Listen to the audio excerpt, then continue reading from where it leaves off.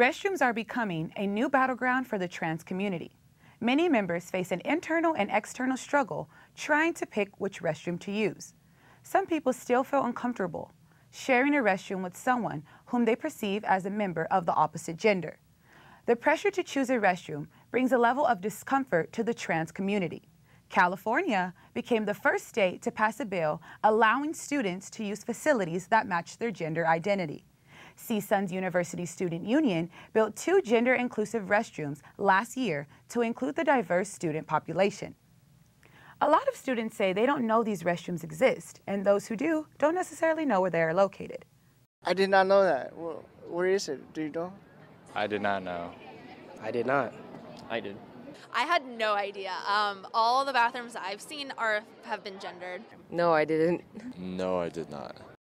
But some students are saying that 2 restrooms aren't nearly enough and that action must be taken in order to truly make a difference. On Point's Jamie Perez has more on this story. Thank you, Wanique.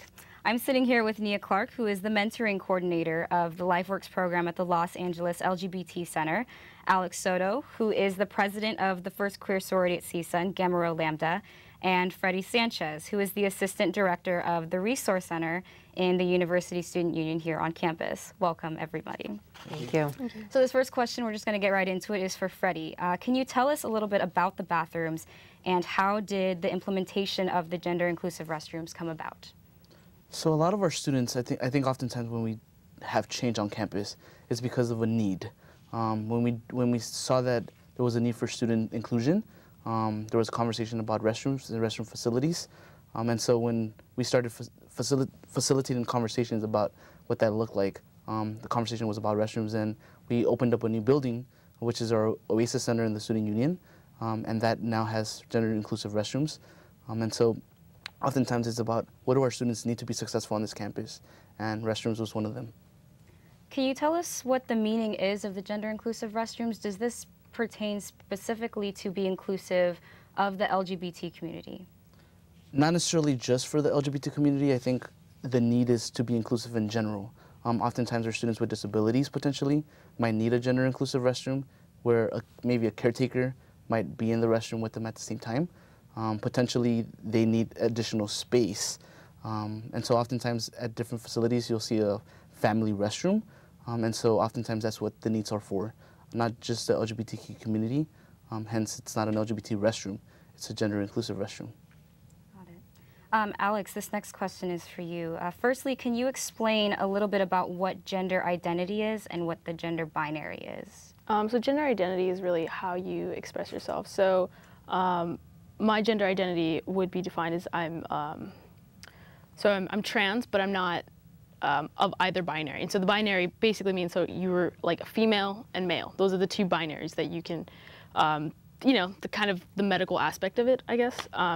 And how typically society kind of labels you as either or. And so I'm neither of the binary. I'm kind of my own kind of gender identity, and you know, yeah. And do you have something to add to that? Do you agree to that? Do you have more information to include? I do agree. I think it's helpful for people to think about gender identity as your understanding of self. So everyone has a gender identity, right, even those who are not trans-identified. So for Alex and myself, we have an understanding that our biological sex or our assigned sex is incongruent with how we feel about ourselves and our understanding of our gender identity. So that's a more detailed understanding, but something to consider is that just like sexuality can be fluid, so can gender identity. And there's this misconception that when it comes to the bathrooms that there is some sort of binary associated with that as well. And so if you're an individual like Alex who doesn't fit into either of those categories, where do they feel comfortable using the facilities and public accommodations? So this is why it is so important to have gender neutral and gender affirming bathrooms and facilities. Next question is back to Alex. Do you feel that you've been treated differently on campus because you don't identify as one or the other? Oh man, yes. So many times I go into the female bathroom and it's like, what are you? You know, like, what kind of like creature are you? Like it almost seems that way. I don't fit in either binary. I'm neither a male or female, and so I go into the female bathroom because it's more comfortable for me. I look more feminine. I love the smaller build and everything, and I have more feminine face, I feel like. And but I can't also go into the men's bathroom because if I do, I get like for some odd reason, I kind of threaten some men's masculinity, masculinity, and it kind of throws them off. So I get negative attention, or I guess sometimes bullied. I was recently at like a retreat for all the Greeks and stuff, and I was sitting around with all like the male presidents and everything because there was more male fraternities. There was more fraternities and sororities. So I was sitting with all the presidents of these fraternities, and I was getting increasingly treated differently. I was getting put to the side. I was getting kind of disregarded. My opinions were disregarded, all because of the way I looked, because of the way I dressed, because they weren't comfortable. They didn't understand. It was pure ignorance. And so, you know, I think it's our duty to educate, but it's also their duty to want to be educated. And so, you know, using bathrooms like this, you know, having gender-inclusive bathrooms, it really helps me feel better about my self-esteem and my identity. And like, it's okay to feel this way, and I don't have to force myself into either binary just to go to the restroom. So do you think that the implementation of the gender-inclusive restrooms has helped students at CSUN feel more included? Definitely, definitely. I don't think they feel that they have to kind of harm themselves, like in order to use the restroom, like holding it to have to go home and use the restroom. So it's better for themselves. They feel more comfortable. They're like, oh, there's a space for me. There's a space for me. They feel included in the community, and they feel included on campus as well. Nia, this question is for you. What has your experience been outside of the CSUN community in dealing with bathroom issues and the trans community? Well, my experience in California specifically, it connects to what I do with LifeWorks and outside of LifeWorks. I work as a consultant trainer. So I go to different agencies that work with young people and I educate them on LGBT issues. So it's LGBT competency trainings. And so in Los Angeles specifically, in California, there is an assembly bill that actually protects trans students. It's Assembly Bill 1266, and that actually stipulates that legally young people, when attending schools or in a school setting, they have an actual right, a legal right, to have affirming spaces, regardless of their gender identity or expression. But the way I like to really think about it is, the way when I train people, what I say to them is, really think about the college experience. When young people attend school and they don't necessarily know what they want to study, there's a category for that. It would be undecided or general studies. So if academia has an understanding that young people don't necessarily fit into one category or don't necessarily know what's going to work for them, and we at the university, or you all at the university, can provide and accommodate for that, why can't you do the same when it comes to where they use the bathroom? Above and beyond that, it's not just about this binary, like only girls can use this or only boys can use that. It's about comfort and personal safety. A lot of trans folks don't feel comfortable using certain bathrooms. I think that, you know, if you're like me and you want to go to the bathroom, I am someone who fits into a sort of gender norm. I present very much as feminine, and so it's easy for me to go to a bathroom and use the bathroom that affirms my gender identity. But there are young people who don't fit into those gender norms, just like young people don't fit into sexual norms. And so, like I said before, when sexuality can be fluid, gender identity and expression can be fluid as well. And so wouldn't it be great to use a bathroom where you don't have to worry about how you look to others, right, and you can just go to the bathroom. You know, you can do your makeup. You can go to the restroom. I mean, you're not going there for anything else other than to go to the bathroom. It shouldn't be that complicated to have a space that's special for you. Right. Well, bringing it back to within the CSUN community and speaking on the issue of restrooms, we talked to the student assistant who works at the Pride Center on her perspective of being more inclusive, specifically in terms of the bathroom on campus. So let's take a look at that video. Like, we're trying to make this campus as inclusive as possible, but I feel that in the USU we are pretty accepting, and we talk about it, and we're even opening up like in the Oasis, like the full stall restrooms. So that's a step, but telling people where these restrooms are at, or even having the two in the Northridge Center that are hidden in the back. Well, yeah, they are there, but we should see more places where our students can go. All right, this question is for all three of you, but we're going to start with Freddie.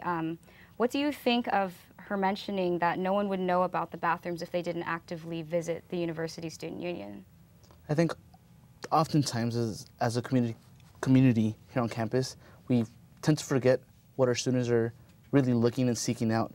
Currently, we don't have a set way to designate restrooms on our campus. So I think to what JESSEL was stating was, if I'm not actively seeking out and as a student, I wouldn't know that these restrooms existed.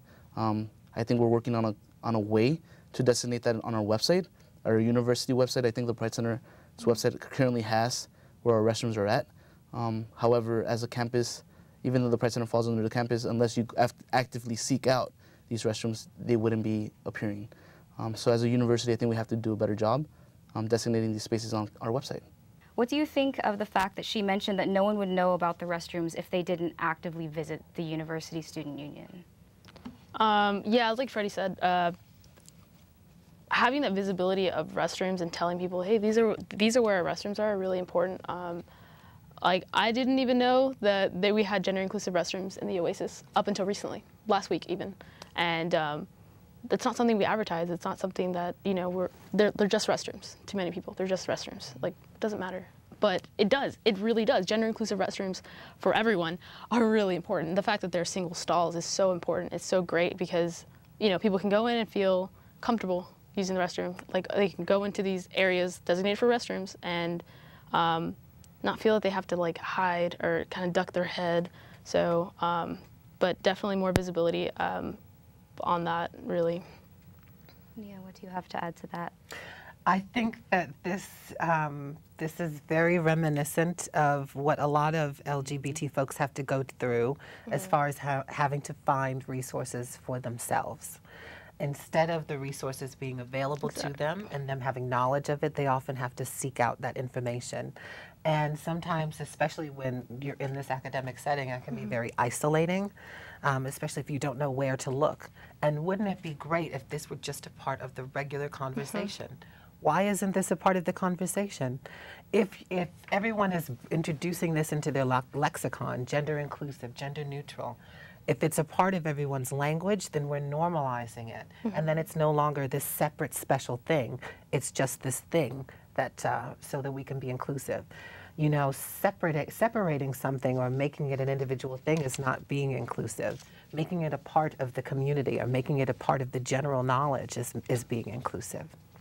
All right, thank you. Well, we also went out and asked some students who are aware of the bathrooms to give us their opinion on what they think. So let's go ahead and take a look at that video. It shouldn't be that way. It should be kind of like either or, and male, like that's it. Female. That should be an easy question to answer. So, bathrooms are made already. Like, we shouldn't be having to add another restroom with like a question mark on it. I don't think that makes sense because we can spend our money elsewhere. Maybe we can spend it on helping them come together in like some sort of group and talking to each other about it instead of actually spending money for them to spend extra on a facility. This next question is for all of you. In response to that video, what would you say to these girls and how do you think we can educate them? Freddie, I'm going to start with you. Perfect. I think to Alex's statement earlier of we need to educate our campus community, just by listening to that statement, oftentimes they don't understand the harm that our students might be facing. Alex mentioned earlier, we have to think. Some of our students might not feel comfortable going to the restroom, which they might express. And so I think as this statement is made, there's this connotation that there's an expense that needs to be incurred, but at what cost? And so we have to analyze our students that might not see a restroom that they can accommodate themselves to, that is maybe 1 or 2 buildings out of the way. And so it's a safety issue, I think, for a lot of our students, not only feeling harm, but bodily harm as well, as it relates to maybe wanting to hold it for the entire day because they don't have the availability, just like any other person would, having a need to go to a restroom that I can identify with and just be right outside my classroom. Oftentimes that doesn't, not on this campus, but we're working towards it. So I think education is crucial. Educating as to even why this question came about. I think you mentioned it earlier. It's why are we even having this conversation when it should be already part of the conversation? And so I think education is crucial, not only on this topic, but a variety of things that are happening on campus. Great.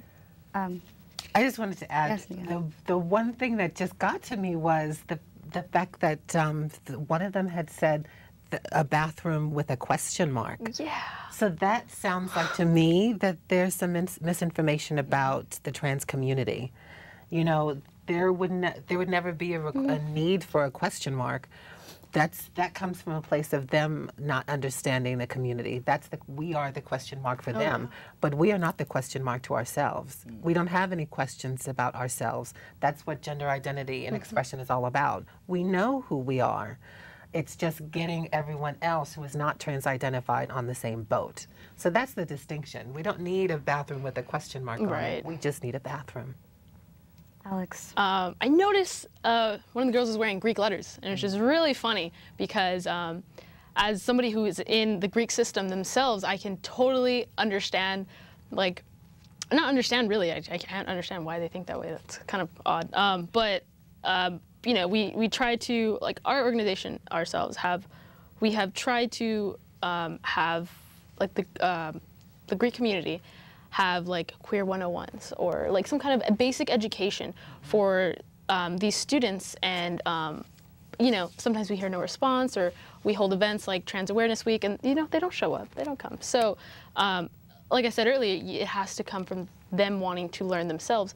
So if they're thinking this way, if they're questioning where this money is going to, it's like, well, come to a Trans 101 workshop, come to a Trans Awareness Week, you know, workshop as well, yeah, and, like, find out where this money is going to. So it's just demystifying the trans community, demystifying the LGBTQIA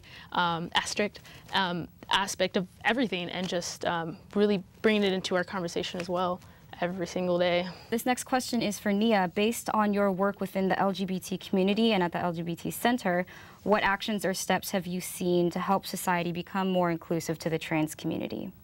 Well, beyond the private consulting work that I do, LifeWorks, the program that I work for, we have a program called the Community Action Network.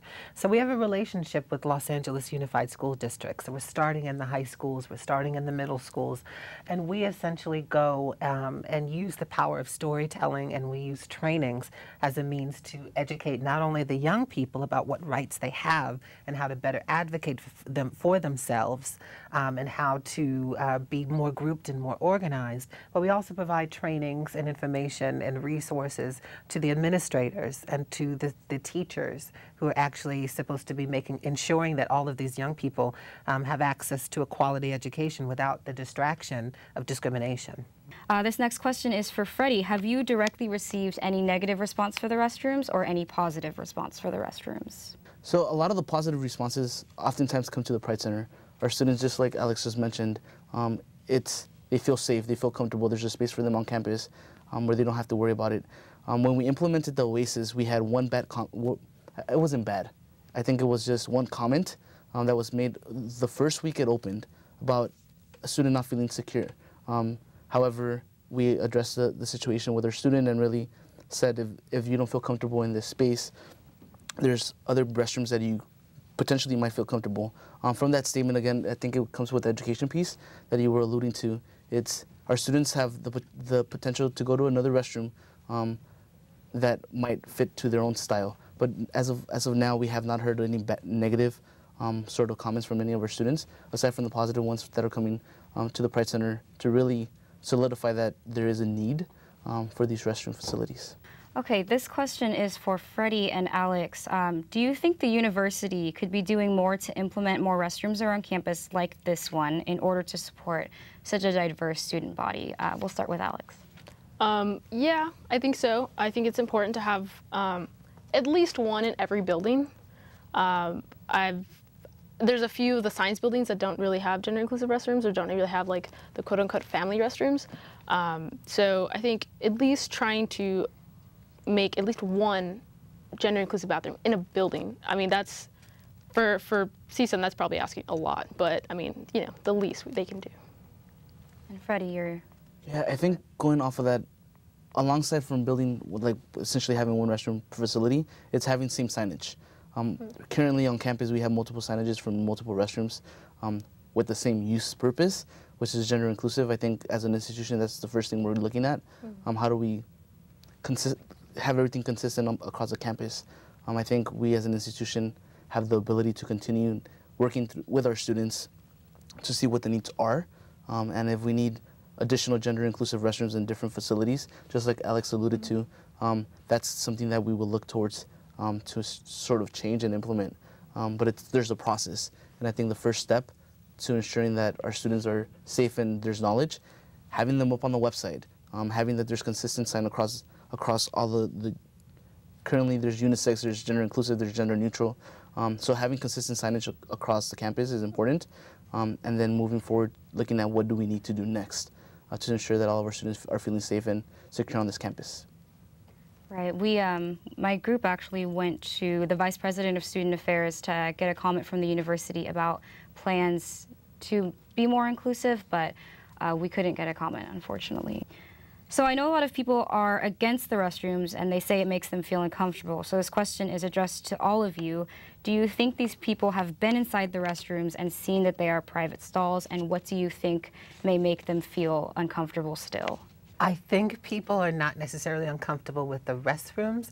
If you're talking specifically about people who are not in favor, are you asking if people, regarding people who are not in favor of it, or people who are seeking access to it? Who are not in favor. Okay.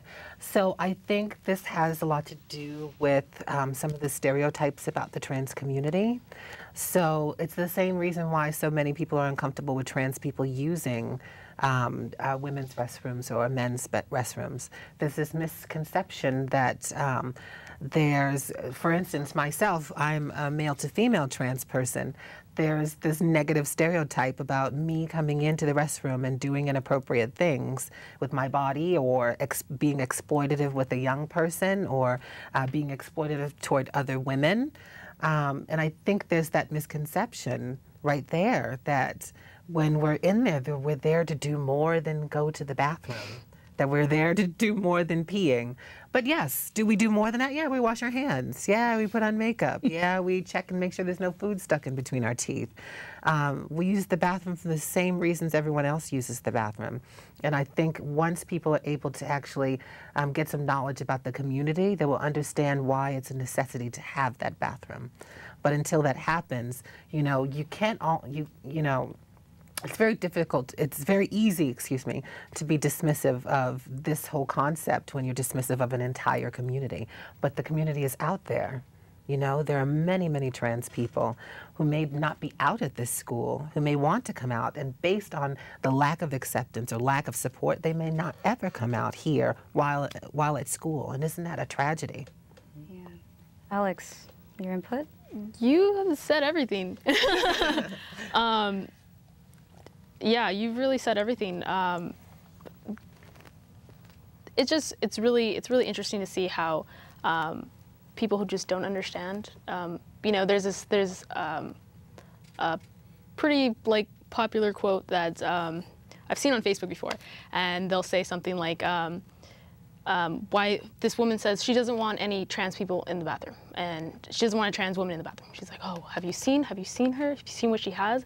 And the other person responds, well, what are you worried about? And she's like, oh, I'm worried about, you know, them being a peeping Tom or something like that. And then in response, it's like, did you see what she had? Of course I saw what she had underneath her skirt. It's like, well, you're the peeping Tom. So it's just they don't know that we're just here to use the restroom. Like, that's all that we're really gonna be in the bathroom for. We're just gonna go to the restroom, and that's it. And we're not here to look at anybody. You know, we're not here to be a peeping Tom or whatever the case that, you know, people might think. So it's really educating people to say, hey, we're here to use the restroom, and if you don't want to be in our gender inclusive restroom, then don't, you don't have to use it. You don't have to use it if you don't feel comfortable being in it. So, Freddie, your input. It's a gender inclusive restroom for a reason. You can use it or you cannot. Yeah. So I think when you talk about people feeling uncomfortable, there's other restrooms you can use. And so I think, have you gone into that space? It's a restroom facility. It has a toilet, it has a wash your hands. So there's other options for you. All right, thank you. Unfortunately, that's all we have time for today. I just want to thank all of you guys for coming out to the show. So thank you very much. Definitely, thank you. When I was in foster care, I never knew when I would have to move. So I always had my suitcase ready to go. Then one day, I was adopted. My new parents opened their hearts and home to me. My parents cook my favorite breakfast for me every morning. My parents take me on trips I never thought I would go on. They gave me a home and an even better reason to use that suitcase. My parents aren't perfect, but they're perfect for me. We taught him how to hit a baseball, how to hit a receiver, the strike zone, the net. You taught him how to hit the upper corner. You even taught him how to hit the open man. But how much time have you spent teaching him what not to hit?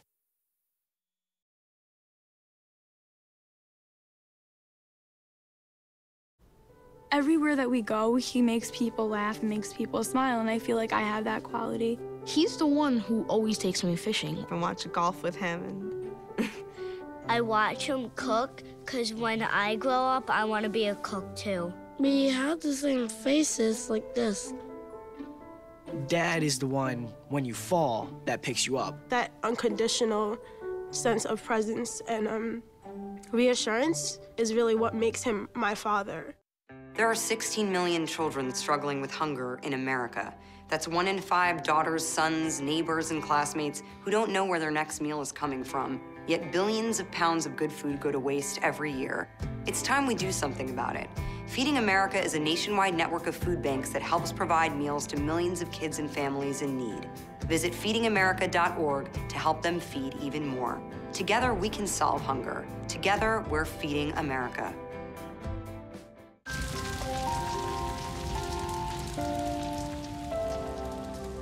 A single ember that escapes from a wildfire can travel more than a mile.